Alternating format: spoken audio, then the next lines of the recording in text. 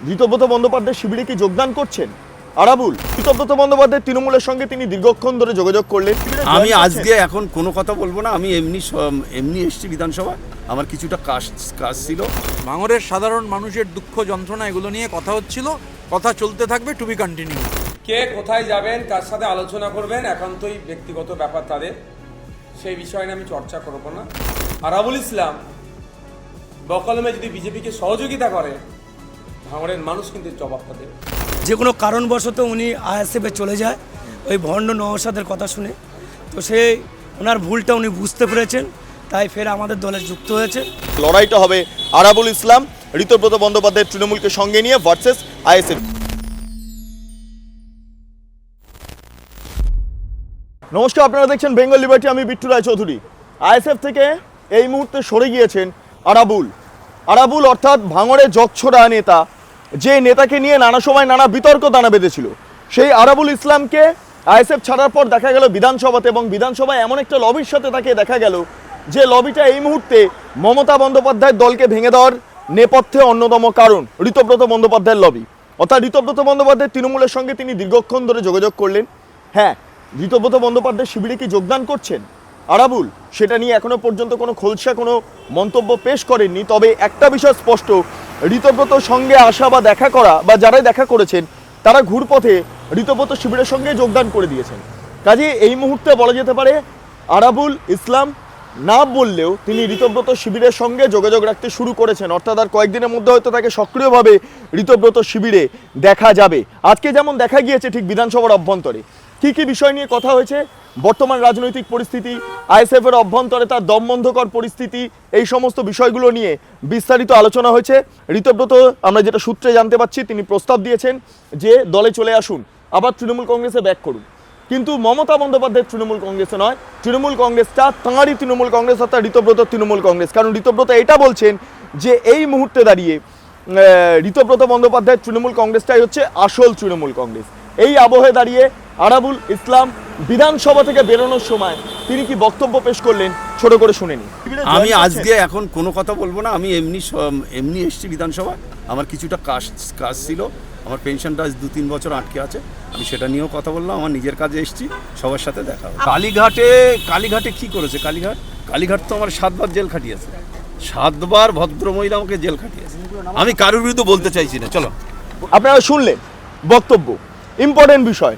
এই আরাবুল ইসলাম কবে থেকে শীর্ষে উঠে এলেন, আলোচনার তুঙ্গে উঠে এলেন? ঠিক ভাঙড়ে পাওয়ার গ্রিড মুভমেন্ট চলছে, আপনাদের মনে থাকবে সেই সময় দাঁড়িয়ে কাইজার এবং আরাবুলের বিভিন্ন বক্তব্য, তাদের বিভিন্ন প্ররোচনাকে কেন্দ্র করে ভাঙড়ে একটা অপ্রীতিকর পরিস্থিতি তৈরি হয়েছিল। সেই সময় ভাঙড়ে সিপিআইএমএল রেড স্টার অর্থাৎ অলিক চক্রবর্তী এবং তার পাশাপাশি অন্যান্য যারা রয়েছেন, আমি দেখতে পাচ্ছি ঋতব্রত বন্দ্যোপাধ্যায়, একবার চলে যাব তার সঙ্গে একবার কথা বলে নেব, তারপর একবার দেখবো এই মুহূর্তে আছে। যাই হোক, ঋতব্রত বন্দ্যোপাধ্যায়ের কথা আমরা বলবো, তিনি বেরোচ্ছেন এই মুহূর্তে।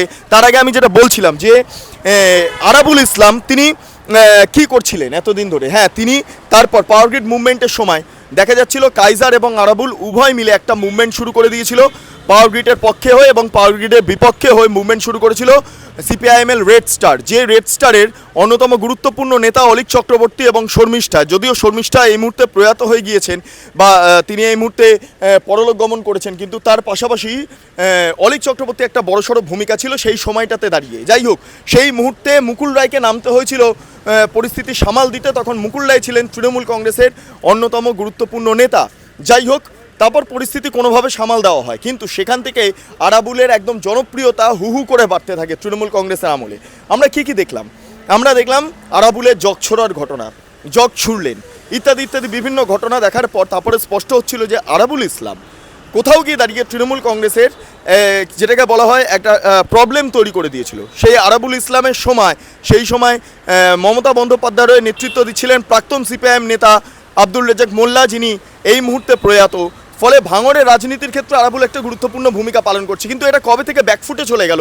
যবে থেকে আমরা দেখতে পারলাম যে শওকত মোল্লার আবির্ভাব ঘটলো ভাঙড়ের অভ্যন্তরে। ভাঙড়ে যেই মুহূর্তে শওকত মোল্লা একটা গুরুত্বপূর্ণ ভূমিকা পালন করতে শুরু করলো, ভাঙড়ে দায়িত্ব দেওয়া হলো শওকত মোল্লাকে, অভিষেক বন্দ্যোপাধ্যায় ক্যামাক স্ট্রিটের তরফে দায়িত্ব দেওয়া হলো। ঠিক সেই সময় আমরা দেখতে পারলাম যে তাৎপর্যপূর্ণভাবে আরাবুল কোথাও গিয়ে চেপে যাচ্ছে এবং আরাবুলের সেখানেই রাগ। কারণ ভাঙড়ে একচেটিয়া রাজত্ব তার হচ্ছিল না, তিনি ঠিক করতে পারছিলেন না, সেই কারণের জন্য তিনি পরবর্তীকালে আইএসএফে যোগদান করেন। এর অন্যতম আরেকটা কারণ রয়েছে, কারণ ভাঙড়ের অভ্যন্তরে টিকিট পাওয়া নিয়ে বারবার বিতর্ক দানা বেঁধেছিল এবং আরাবুলকে টিকিট দেওয়ার কথা থাকলেও আরাবুল ইসলাম টিকিট পাননি তৃণমূল কংগ্রেসের হয়ে। তারপর বিভিন্নভাবে তিনি চেষ্টা করছিলেন যে তৃণমূল কংগ্রেসে যোগদান থেকে বেরোনো। আমি একটু জাস্ট কথা বলছি যে কি বললেন আরাবুল, কি বললেন? আলোচনা করছিলাম, আমরা গল্প করছিলাম, আলোচনা করছিলাম। হ্যাঁ।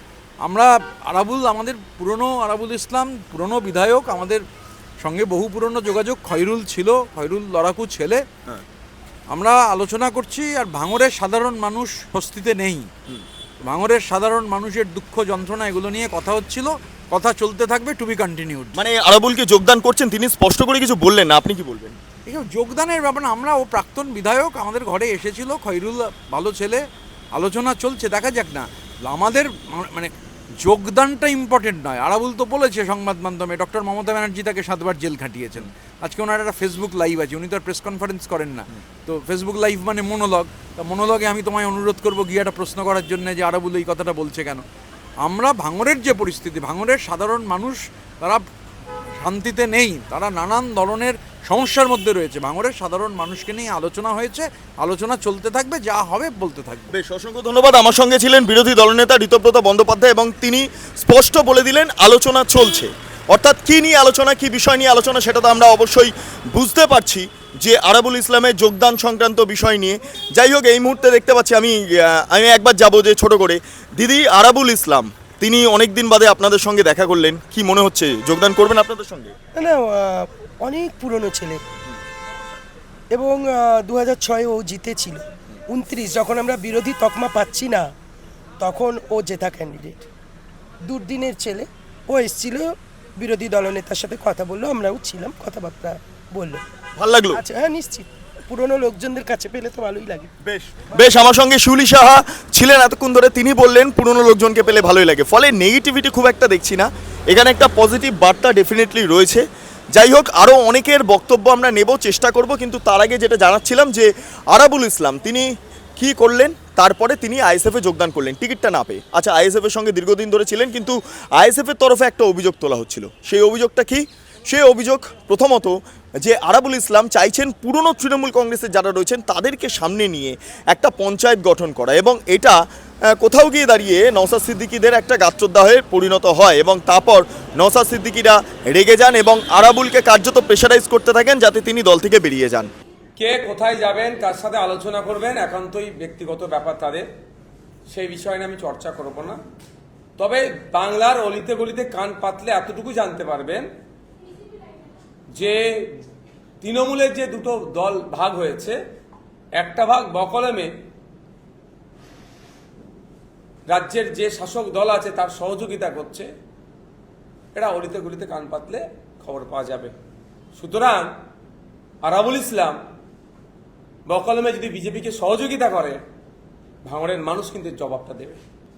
ভাঙড়ের মানুষ যথেষ্ট শান্তিপ্রিয় মানুষ, ভাঙড়ের মানুষ হিংসা চায় না, মারামারি চায় না।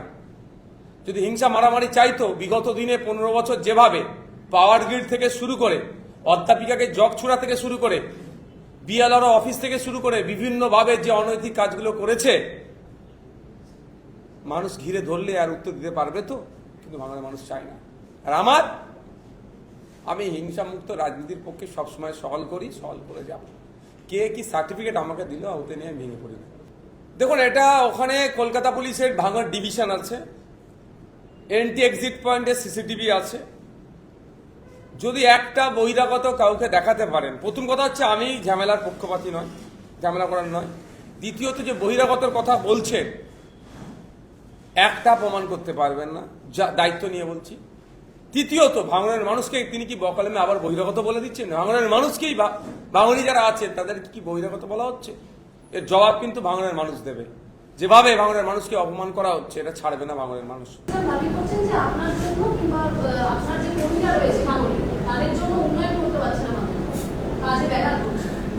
একটা প্রমাণ দেখাতে বলুন যে আমাদের কর্মীরা যে কোথাও ডিস্টার্ব করছে, একটা দেখাতে বলুন। যে দলে যখন ছিল, সে আমার সোনার টুকরো ছেলে দল থেকে চলে গেল, তার আগে পরে নানান বিশ্লেষণ যুক্ত করতে হবে, ওটা আমি বলবো না। আমি আগের দিনও বলেছি, আজকেও বলছি, নীতির লড়াই চলতে থাকবে, ন্যায়কে প্রতিষ্ঠার লড়াই চলতে থাকবে। পঞ্চায়েত সমিতি বলুন আর পঞ্চায়েত বলুন, জেলা পরিষদ বলুন, কোনো কাজে কাটমানি নেওয়া যাবে না। যে শিডিউল আছে এক্স্যাক্ট কাজ করতে হবে। কাউকে ধমকে চমকে কলকারখানা করতে এসছে, এখানে কোম্পানি সেট আপ করতে এসছে, ভাঙনের মানুষের কাজ হবে, সেখানে আপনার গ্যারেজ তার জায়গার সামনে 4টে ফ্ল্যাগ লাগিয়ে দিয়ে টাকা তুলবে, ভাঙনের এই বদনাম করতে দেওয়া যাবে না। ফলে এর সাথে যারা খাপ খাওয়াতে পারবে তারা থাকবে, যারা খাপ খাওয়াতে পারবে না তারা ছেড়ে বেরিয়ে যাবে। আর এসব কথা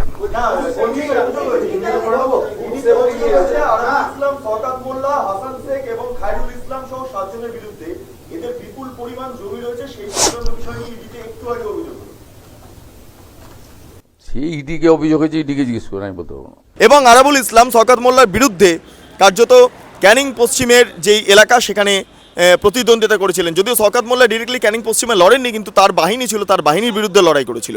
ফলে আরাবুলের পলিটিক্যালি যে গ্রহণযোগ্যতা তা এখনও পর্যন্ত কোথাও গিয়ে ধ্বংসের মুখোমুখি হয়ে যাওয়া তৃণমূল কংগ্রেসের কাছে দাঁড়িয়েও, ধ্বংসের মুখোমুখি হওয়া তৃণমূল কংগ্রেসের কাছে দাঁড়িয়েও খুব ইম্পর্ট্যান্ট একটা জায়গায় পরিণত হচ্ছে।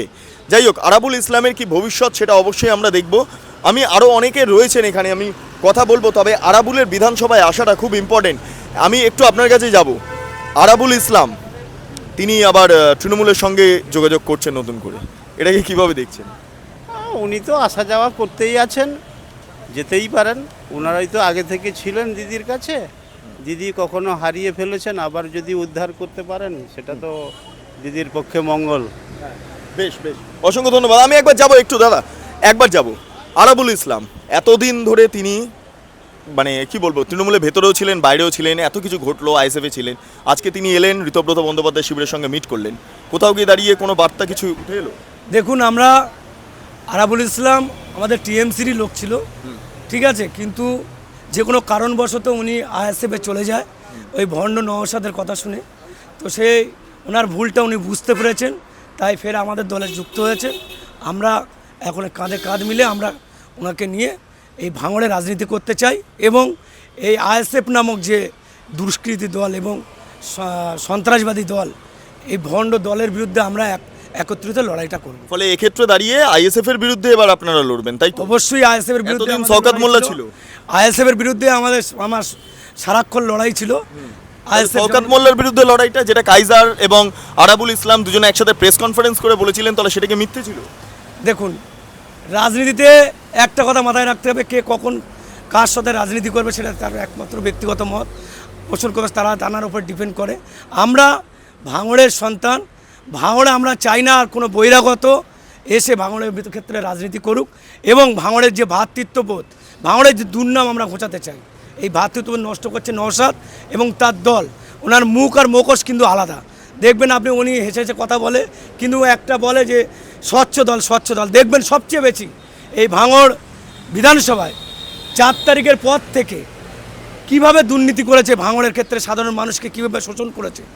সে ঘর ভাঙা থেকে শুরু করে, দোকান বন্ধ থেকে শুরু করে, বোমপিং, বিগত দিন যা ছিল তার 4 গুণ বেড়ে গেছে, এবং তোলাবাজিও 4 গুণ বেড়ে গেছে। মানে এখনো শওকত মোল্লা রিস্কের জায়গায় নেই, তাই তো? না, শওকত মোল্লা গ্রেফতার হয়ে আছে বলে আইনে কেস আছে, শওকত মোল্লার মেটারের এখানে তো নেই।